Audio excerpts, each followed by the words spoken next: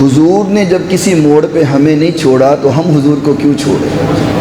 آپ جانتے ہیں نا، حضور کی ولادت کا دن ہو تو حضور کو پھر فکر پڑی ہے یا اللہ میری امت۔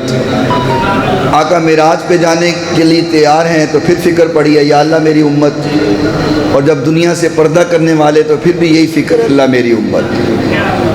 آقا نے کسے موڑ تے سانو نہیں چھڑے، اسی آقا نے کیوں چھڑی ہے؟ اور اللہ کریم نے نا طریقہ بھی دسیا ہی ہے، فرمایا جے توبہ کروانی ہے نا تو در مصطفیٰ تے آنا پڑے گا۔ جڑا در مصطفیٰ تے آ جائے نا پھر خالی کدی نہیں جانا۔ اللہ کریم نے قرآن مجید میں فرمایا وَلَوْ أَنَّهُمْ إِذ ظَلَمُوا أَنفُسَهُمْ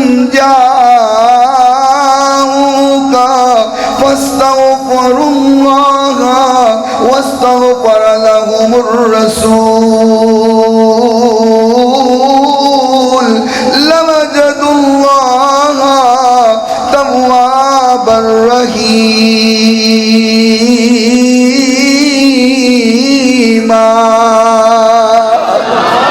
فرمایا میرا محبوب وَلَوْ أَنَّهُمْ إِذْ ظَلَمُوا أَنفُسَهُمْ، جو گناہ کر کر کے اپنی جانوں پہ ظلم کر لے، اللہ کرنا کیا ہے؟ فرمایا جاؤ کا محبوبہ تیرے کو لا جان، گناہ ہوئے، غلطیاں ہوئی، جانوں پہ ظلم ہوا، فرمایا جاؤ کا محبوبہ تیرے کول آ جان، اللہ پھر کی ہوئے، فرمایا تیرے کول آ کے فاستغفر اللہ، اللہ کولو معافی منگر، واستغفر لهم الرسول، میرے نبی تسی بھی منگو۔ توبہ کرانا سے در مصطفیٰ دا راہ قرآن بکھا رہے ہیں۔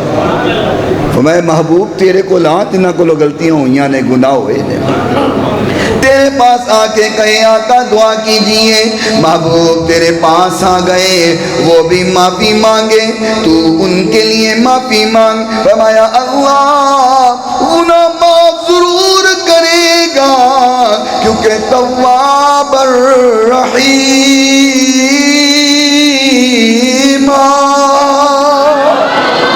فرمایا وہ توبہ قبول کرنے والا ہے، وہ ظالم نہیں ہے، وہ تو بڑا رحم کرنے والا ہے۔